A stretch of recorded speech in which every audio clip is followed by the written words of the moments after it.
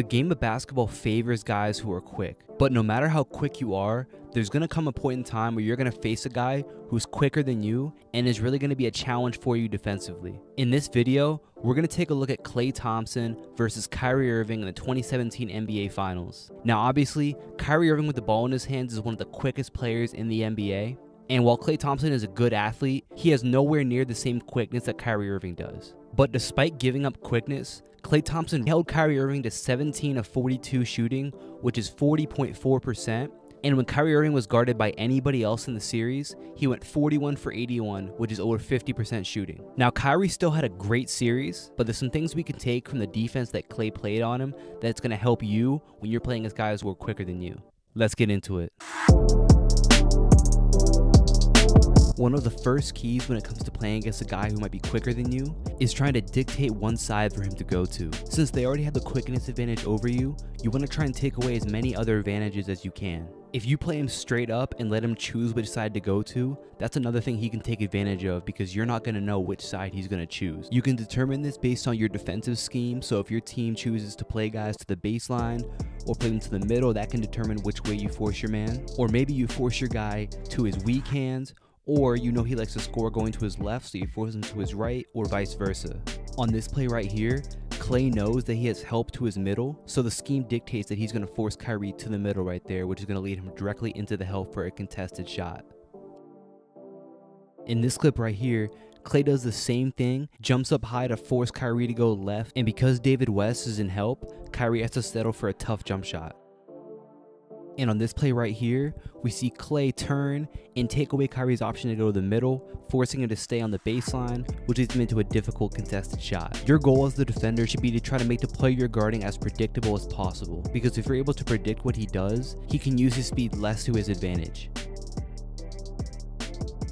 Now let's talk about this subtle little trick, which is using your inside hand to guide the player you're guarding. This isn't a hand check. You basically are just trying to keep contact with that guy using that inside hand. And this does a couple of different things. First of all, by creating contact and remaining attached to that guy, a lot of times that guy is going to subconsciously slow down as they brace for contact and feel that arm on them.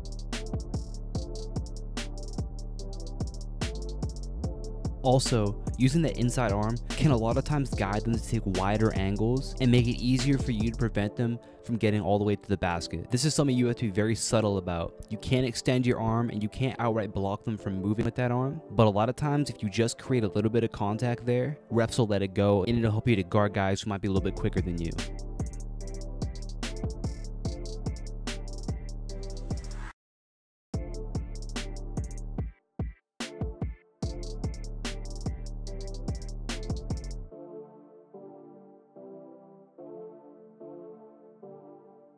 Now obviously, playing against a guy who's quicker than you, there's going to be times where he's going to get a step on you. Klay does a great job of getting his hands up early, whether it's on a drive as you'll see in this clip,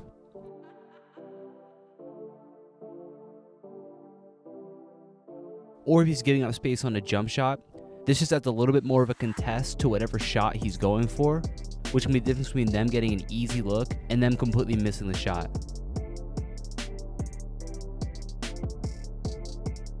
Now right here, what we'll see from Klay Thompson is really a more general tip when defending shooters. Instead of trying to block the ball every time, on our contest, we can just get a hand in their face to try and block their vision.